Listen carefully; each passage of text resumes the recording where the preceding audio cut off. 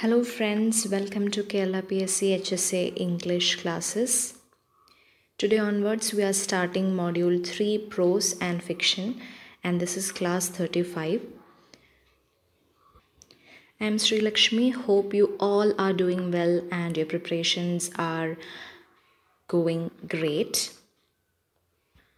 Please give me feedbacks and comments on my classes whether it's being helpful for your preparations. Please leave it on the comment box. So let's start afresh. As per the syllabus, the first essay on module 3 is Francis Bacon's Of Studies. I think all of you have heard about Francis Bacon. He was an Elizabethan essayist, philosopher and statesman, and he is known as the father of English essay. He is known for both of his English and Latin works, especially the essays which was published in 1597. There were 58 essays. Then the Advancement of Learning, New Atlantis, which is unfinished. Then Novum Organum, De Augmentis, etc. He adopted the term essay from Montaigne. And in 1597 there were 10 essays.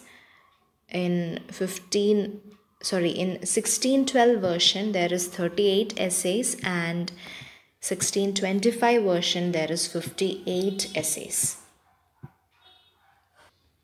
And essays like Of Studies, Of Truth, Of Marriage and Single Life, Of Parents and Children, Of Friendship, Of Love, etc. are very famous. Then coming to our essay Of Studies, it is classified under essays on thought, art and leisure. It was published in 1625 and it highlights the importance of studies in one's life. So at the beginning of the essay, Francis Bacon tells about 3 important benefits of reading: for delight, for ornamenting, and to improve one's ability. So in private and retired life, studies gives us delight, and it will enhance the charm of one's conversation, the way we talk to others, and it gives wisdom to deal with all matters of life. So it is very important to understand matters and to give advice to others, to take advice, and to know how to deal with different things in our life. For that, study is very, very important. So at one point when Francis Bacon tells about the advantage of studies, he also tells that too much studying leads to laziness. Too much devotion to book is a waste of time.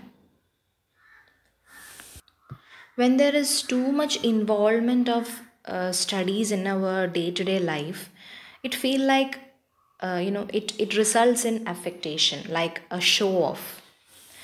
Means we are trying to show off our knowledge to others. So this will create a distance between us from the real world. We will be in the bookish world and the real world will be too far away from us, which is not desirable. So we cannot directly apply all the theories that we study that we get from books to the real world, because we have to experience it. Bookish knowledge must be perfected by the practical experiences of life. We can try to apply those things practically, but all the time it's not possible also. So there must be that balance, that equilibrium must be maintained, and it also should be kept in our mind. So it is through the studies that man will be able to nurture or prune his natural powers to perfection. Then Francis Bacon tells about the real purpose of studies. He tells to the educated man that he should not read only to defeat his rival's argument or to show off his knowledge or his reasoning ability. So, what's the real purpose of studies? The real purpose of reading should be to sharpen our faculties, our way of understanding, our perception, and judgment. So, Bacon classifies men as crafty, simple, and wise. Crafty men condemn studies, they hate studies. Simple men admire them, and wise men use them.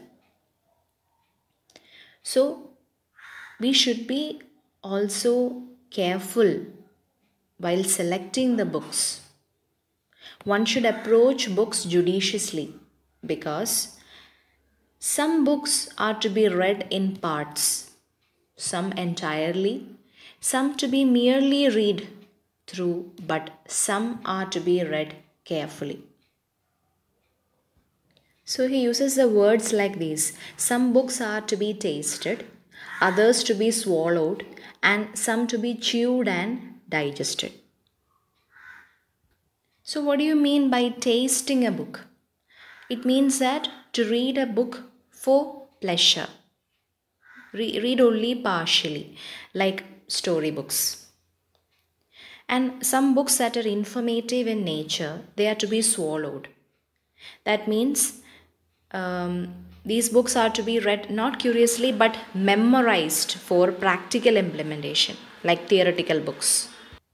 And some books are to be chewed and digested. That means we have to give proper attention to those kinds of book. We have to understand it properly, perfectly, to get permanent benefits out of them. So choosing is a book is a great task for a reader, and reader can choose according to his or her likes and needs. And there is a famous quote from this essay: reading maketh a full man, conference a ready man, and writing an exact man. So he means that reading of books makes a man learned and scholarly, but bookish knowledge makes for conference and to obtain accuracy in writing. After that, Francis Bacon discusses about the different advantages of different studying different subjects.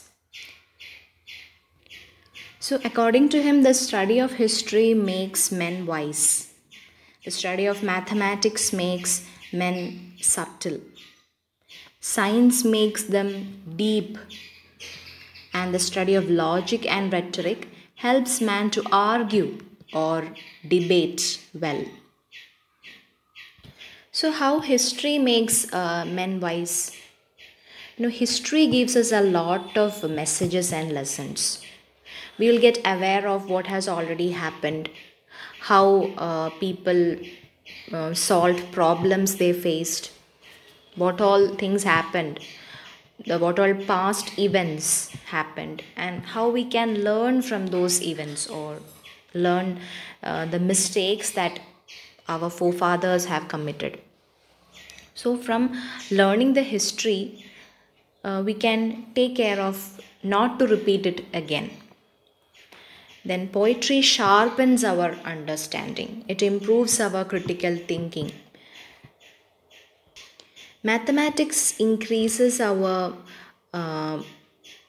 problem solving ability. Philosophy then increases our powers of realization, how to understand things, to know about the reality, the true nature of everything around us. Reading moral science or moral principles are also very important in our life to have a a happy and peaceful life. And about the logic and rhetoric, it will improve our art of writing and speaking. How to argument, how to perform well in debates, how to tell about our opinions and express our ways very clearly to others. So, just like we do exercise or yoga for the improvement of our body, studies is also important for the improvement of our mind, for the peace of mind, for solving the problems of our mind. So, every disorder of the mind can be cured through reading books. Every book has a solution for a problem. So it is up to the reader that what kind of book he or she should select according to his needs. So we can conclude about Francis Bacon's essay of studies that it deals with both the advantages and disadvantages of reading in our daily lives. And this essay is full of aphorisms. Francis Bacon is known for his aphoristic way of writing style.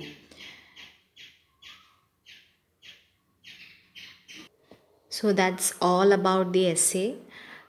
Please ignore the background disturbances or voices if it bothers you. Can't do anything about it. Now let's discuss some questions. First question, what did Bacon call his essays? Counsels, civil and moral. He also described his essays as dispersed meditations. Next question, how many essays did Bacon write in all? 58 essays. Third question, Bacon's general conception of essay was borrowed from Montaigne. Bacon's essay in first edition are dash in number 10. The first edition of Bacon's essays were published in 1597. Next question, who said, reading maketh a full man, conference a ready man, and writing an exact man? Francis Bacon. So that's all about the essay and the question answer session. Module 7, Basic Grammar, Prepositions. Above. It shows the position of a thing, like the sky is above us.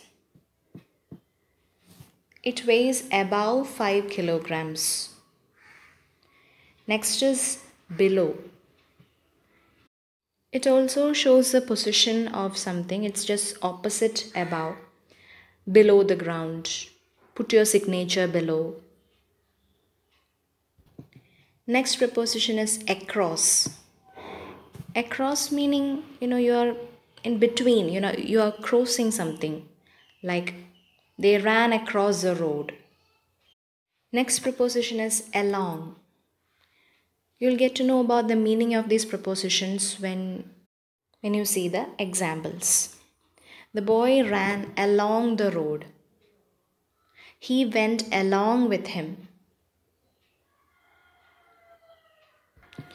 Next preposition is through. The dog ran through the door, passing something. He got through the examination.